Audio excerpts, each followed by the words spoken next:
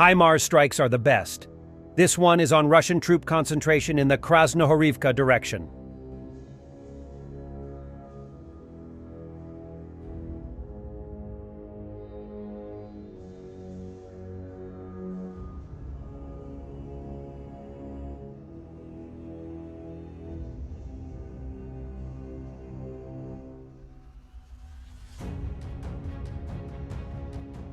Anders Nielsen, a military analyst at the Royal Danish Defense College, on Ukrainian attacks against Russian refineries. Since the beginning of the year, Ukraine has focused its attacks on refineries, and so far there are already results. Check out his YouTube channel, it's great. Recently, we've seen both sides in the war in Ukraine embarking on what can be called strategic bombing campaigns. The Russians are attacking Ukraine's electricity power plants, and Ukraine has started a drone campaign against targets in Russia, but especially the oil refineries. I intend to probably dedicate two videos, separate videos, to these two campaigns, but in this one I want to focus on the Ukrainian one. So I want to talk about what the purpose is of hitting oil refineries and where it can lead if we look into the future. So let's talk about it. It is significant how much Ukraine has been going after Russia's oil refineries over the last couple of months.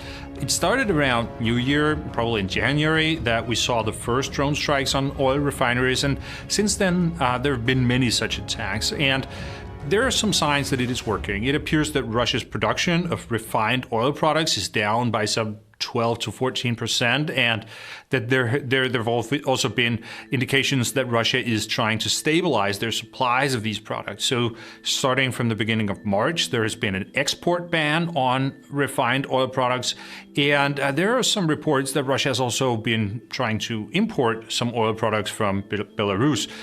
It doesn't seem like it's not huge amounts of gasoline that they're importing, but still it's interesting that Russia has basically gone from being a country that exports these things to now apparently they have become an importer of these products.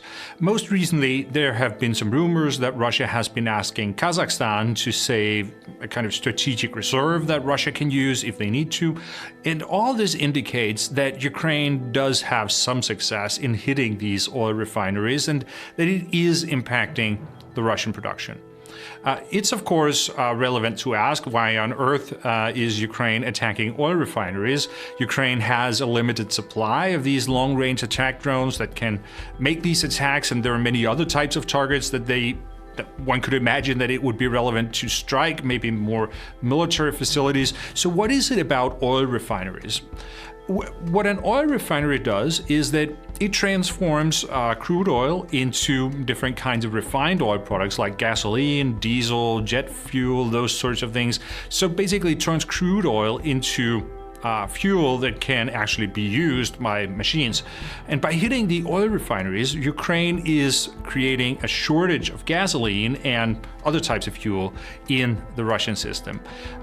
They could have been hitting other elements in the supply chain, but they have identified that the oil refineries are the most vulnerable spot in the whole production line.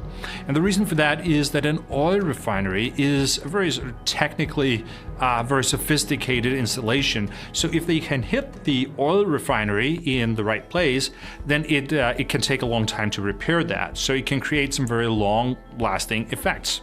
And in fact, these refineries have largely been built by Western companies that no longer operate in Russia. So because of the sanctions, then Russia might not even be able to repair these facilities at all. I think there is a bit of confusion about how hitting these oil refineries is intended to create problems for Russia. I've seen some people arguing that it doesn't actually hurt the Russian state all that much because it just means that instead of exporting the refined products, Russia will have to export more crude oil, and the profit of selling crude oil is a bit smaller than if you're selling refined products, but it's not dramatic and they can still make money. But I think that is misunderstanding what the effects are going to be, because the point of the attacks is actually not so much to sort of deprive the Russian state of this source of income. That's not the most important point of the attacks.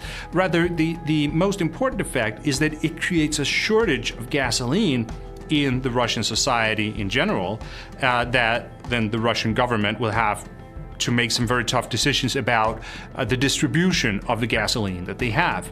Essentially, we can say that there are two big consumers in Russia. There is the military and there is the civilian society. And the military is, of course, engaged in the war in Ukraine right now, and they have just very big consumption of fuel at the moment. And if they don't get that fuel, then they can't keep up the tempo of operations. So that is, of course, one option that the Russian state has. Like, they can decide not to give the military so much fuel so that the civilian society will have more. But I think that's probably not something that they're going to do. It does not seem likely that the Russian government would ask the military to save on fuel in this situation. More likely, the shortage will impact the civilian society in Russia, and that will create inflation. It's the normal rules of demand and supply. If there is a bigger demand than supply in society, then prices will go up. So ordinary Russians will feel this when they fill the car at the gas station. The gasoline will just suddenly get really expensive. But the smart thing about hitting the fuel supply is that it creates ripple effects that sort of permeate all of society. FPV Unit Shadow destroyed a Russian BMP after it was immobilized with the help of FGM-148 Javelin ATGM.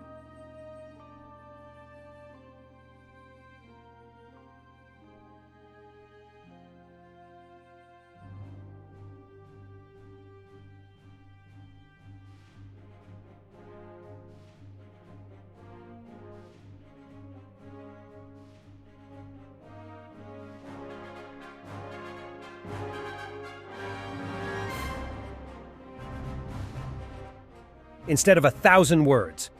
A year ago, a Ukrainian defender was in a wheelchair. His family was right by his side. Now, he's running, and his family is right there with him.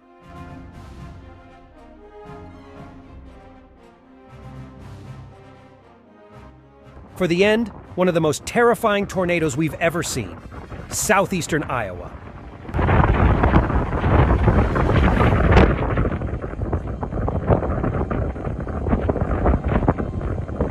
This is really, really, really bad. Like, that is a strong tornado. Look at the sinking motion in the earth. Thanks for watching, and don't forget to subscribe. Also, if you want to support Warthog Defense, please become our member and get early access to new videos, exclusive members-only videos, and become administrator in comment section. The membership link is in the description. Every day. We had a guy last week, it's 6 rescues in 6 days. You know, he's doing the job every day.